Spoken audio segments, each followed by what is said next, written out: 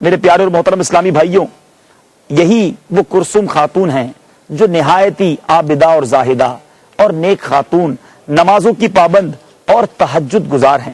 آپ کی روحانی عظمتوں کا اندازہ اس بات سے کیا جا سکتا ہے کہ ایک رات کلثوم خاتون تہجد کی نماز میں مشغول تھی۔ اس وقت شیخ جمال الدین سلیمان کا انتقال ہو چکا تھا۔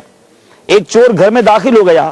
چور نے گھر میں داخل ہوتے وقت یہی سوچا کہ ایک بیوہ عورت ہے، 4 چھوٹے بچے ہیں، یتیم بچے ہیں، کسی محافظ مرد کا ہونا مشکل ہے تو چوری کر لیتے ہیں۔ یہ چور بڑے اعتقاد اور یقین کے ساتھ گھر میں داخل ہوا۔ چور جیسے ہی گھر کے اندر پہنچا، اس کی نظر کلثوم خاتون پر پڑی۔ بابا فرید کی مادر گرامی اس کمرے میں نماز میں مشغول تھی جہاں ان کے 4 بچے گہری نیند سوئے ہوئے تھے۔ چور نے دیکھا کہ کلثوم خاتون کی آنکھیں بند ہیں مگر ہونٹ حرکت کر رہے ہیں، ذکر و اذکار میں اب مشغول تھی۔ وہ کافی دیر تک تو کھڑا رہا مگر دیکھا کہ یہ خاتون اپنے رب کی بارگاہ میں سجدہ ریز رہتی ہیں، اس سے مجھے کوئی خطرہ نہیں ہے۔ وہ عبادت میں مشغول تھی، اس نے سامان سمیٹنا شروع کر دیا۔ سامان سمیٹتے سمیٹتے جب وہ اپنے تمام ارادوں کو تکمیل کر کے گھر سے باہر نکلنے لگا تو اب چور نے محسوس کیا کہ میری آنکھوں کا نور جاتا رہا ہے، اسے کچھ بھی نظر نہیں آ رہا تھا۔ اب وہ بڑا پریشان ہوا اور وہ سمجھ گیا کہ اللہ تبارک و تعالیٰ کی طرف سے مجھے یہ سزا دی گئی ہے کہ ایک نیک خاتون کی میں نے گھر میں چوری کی ہے۔ اب وہ آنکھوں کے بغیر ہو گیا۔ اب وہ چور جو ہے وہ چیخنا اس نے شروع کر دیا کہ میں اپنے عقیدے کے اعتبار سے ایک غیر مسلم ہوں، چوری میرا پیشہ ہے۔ میں اس گھر میں چوری کی نیت سے داخل ہوا تھا مگر اس سے پہلے کہ میں سامان و اسباب چرا کر فرار ہو جاتا اپنی آنکھوں کی روشنی کھو بیٹھا ہوں۔ میرے نزدیک یہ کوئی اتفاقی حادثہ نہیں ہے۔ میرا دل کہتا ہے کہ اس مکان کی 4 دیواری میں کوئی ایسی بزرگ ہستی ہے جس کی دہشت نے مجھے اندھا کر دیا ہے۔ میں اس بزرگ ہستی سے درد مندانہ التجا کرتا ہوں کہ وہ میرا گناہ معاف کر دے، میری غلطی کو معاف کر دے۔ یہ کہہ کر وہ غیر مسلم چور انتظار کرنے لگا۔ نظر تو کچھ نہیں آ رہا تھا کہ شاید کوئی جواب آئے۔ صلو علی الحبیب صلی اللہ تعالی محمد سلسلے کا بقیہ حصہ ملاحظہ کیجئے۔ کافی دیر وہ چلاتا رہا، انتظار کرتا رہا مگر جواب نہ آیا، کیونکہ کلثوم خاتون رحمت اللہ تعالی علیہ تو اپنے رب کی یاد میں مصروف تھی، ذکر و اذکار ان کا معمول تھا، ساری رات عبادت میں گزرا کرتی۔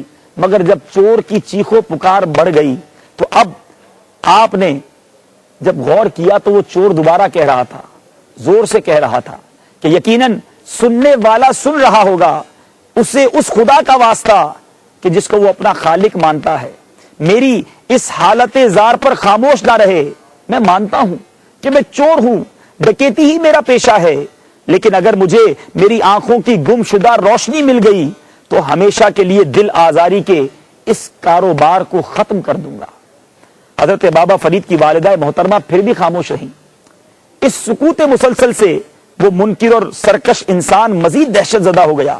اب اس نے براہ راست خاتون کو پکارا، میں ان قابل احترام خاتون سے درخواست کرتا ہوں کہ میری غلطی کو معاف کر دیں۔ بے شک میں نے انہیں تنہا سمجھ کر چوری کا ارادہ کیا تھا مگر میرے ذہن میں یہ تھا کہ یہ ایک بیوہ عورت ہے، یتیم بچے ہیں، میری راہ میں رکاوٹ نہیں بنیں گے۔ میں یقین دلاتا ہوں اگر میری بینائی واپس آ گئی تو میں اپنے آباء و اجداد کے مذہب کو ترک کر دوں گا، اسلام اختیار کر لوں گا اور حلقہ اسلام میں داخل ہو جاؤں گا۔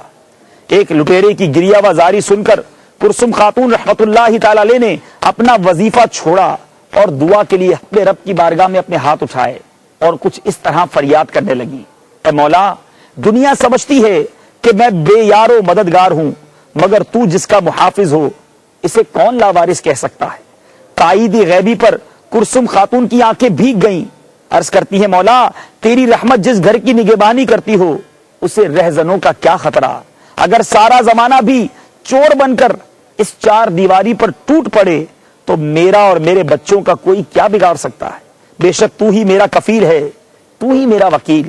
میں تیری بندگی پر نازا ہوں کہ تو نے مجھ ناتواں عورت کا بدلہ اس مرد سے لے لیا جو بظاہر قوی بھی تھا اور ستم گر بھی۔ کلثوم خاتون کے لہجے کی رقت میں دم بدم اضافہ ہوتا جا رہا تھا.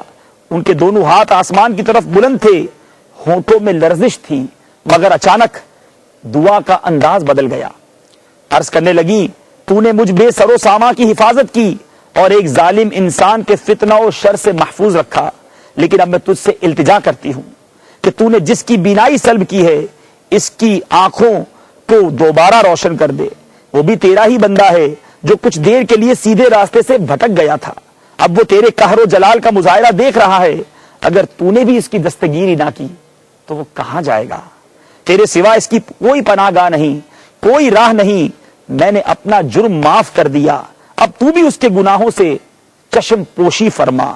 تو اس پر قادر ہے کہ وہ تمام عمر آنکھوں کی روشنی سے محروم رہ کر گمراہی میں بھٹکتا رہے, اور تو اس پر بھی قادر ہے کہ آنکھوں کے ساتھ ساتھ اس کے دل کی سیاہی بھی دور ہو جائے.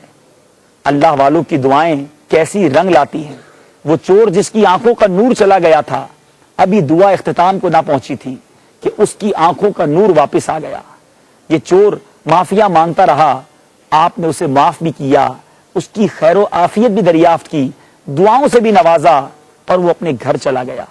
مگر جب صبح ہوئی تو لوگوں نے کیا دیکھا کہ بی بی کلثوم رحمت اللہ تعالی علیہا کے آستانے کے باہر ایک اجنبی اپنے گھر والوں کے ساتھ کھڑا ہے, اس کے بیوی بچے بھی اس کے ساتھ ہیں, اور وہ یہ کہنے لگا صبح حاضر ہو کر کہ میں وہی بے راہ رو انسان ہوں جو کل رات آپ کے مکان میں چوری کی نیت سے داخل ہوا تھا.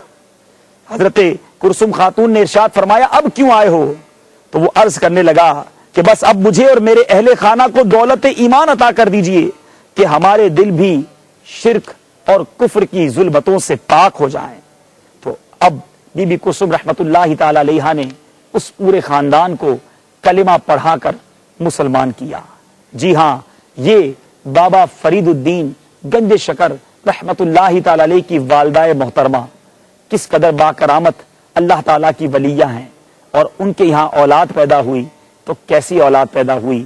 اب کچھ تذکرہ بابا فرید گنج شکر کے حوالے سے کرتے ہیں.